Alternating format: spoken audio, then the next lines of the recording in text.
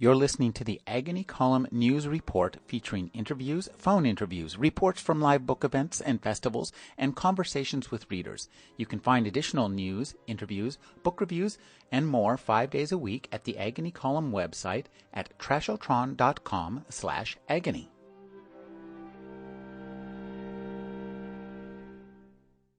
In some respects, Hubbard discovered himself on that unlucky voyage, which he termed a glorious adventure. His infatuation with motion pictures first became evident on this trip, although no movies were actually made. Despite the defections, Hubbard demonstrated an impressive capacity to summon others to join him on what was clearly a shaky enterprise. Throughout his life, he could enlist people, especially young people, in romantic, ill-conceived projects, often at sea, where he was out of reach of process servers. He was beginning to invent himself as a charismatic leader.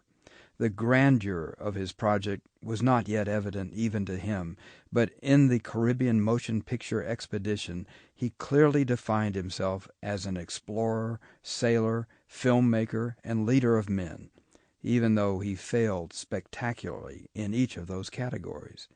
He had an incorrigible ability to float above the evidence and to extract from his experiences lessons that others would say were irrational or even bizarre. Habitually, and perhaps unconsciously, Hubbard would fill this gap between reality and his interpretation of it with mythology. This was the source of what some call his genius and others call his insanity. Scientology was in its formative stage, still unfurling from Hubbard's imaginative mind. This was a volatile moment in Hubbard's life and the development of his movement. The fervent response of so many to his revelations must have added reality and substance to what otherwise might have seemed mere fantasies.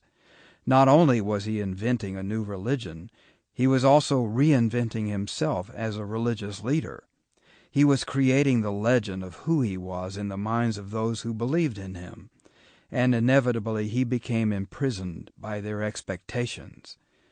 His followers lived in a state of constant anticipation, trading legends among themselves about the marvels they had experienced or heard about, and speculating upon what was to come.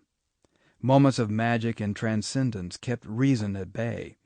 Ken Urquhart, who served as Hubbard's butler and later as his secretary, or communicator, recalls coaching a little old English lady on... Sample complete. Ready to continue?